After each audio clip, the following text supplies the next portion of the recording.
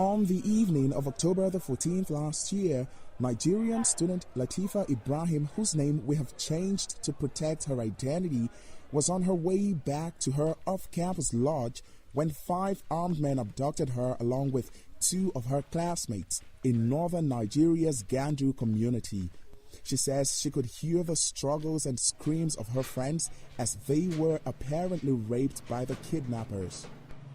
They actually did it in front of us, though our faces were covered. We were beaten there and were not treated nicely. She says she was lucky to be spared by the rapists. The incident was reported to the police and school authorities. The trio were released 4 days later after their families separately paid ransoms. Ibrahim's family paid 5 million naira, or about $3,400, to the abductors for her release. My families were stressed and worried, like it wasn't easy, especially my mom. She was so stressed. Kidnapping for ransom is one of the major insecurities bedeviling Africa's most populous country amid the worsening economic crisis. Nigeria's inflation in February surpassed 31%, its highest level in 3 decades. Analysts say hostage taken by bandits is money-driven and that victims are mostly released once a ransom is paid. The Nigerian risk consulting firm SBM Intelligence said it has recorded 4,700 cases of abductions, mainly by militants and armed bandits, since President Bola Tinubu took office last May. Thousands more have been displaced from their homes by the violence.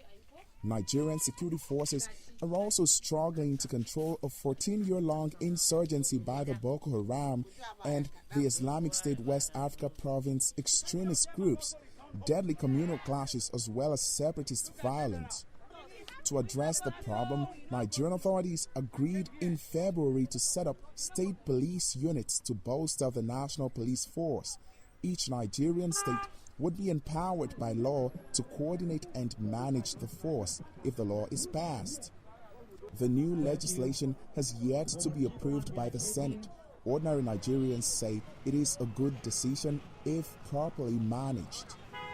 The people who constitute the police force are members, they are the local people of that area.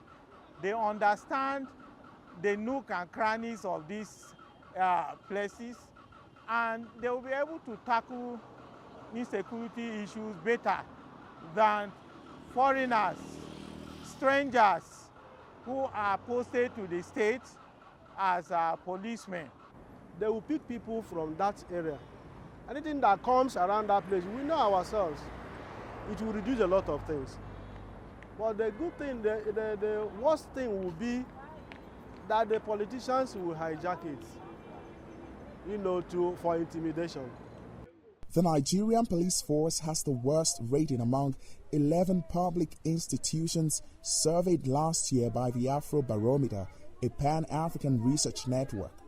Allegations of brutality, extortion, and torture are frequently leveled against officers, a charge often contested by the police. However, police authorities often promise to investigate allegations and hold errant officers accountable. Security analyst Kabiru Adamu says the focus should be on accountability. What we need more than anything is accountability.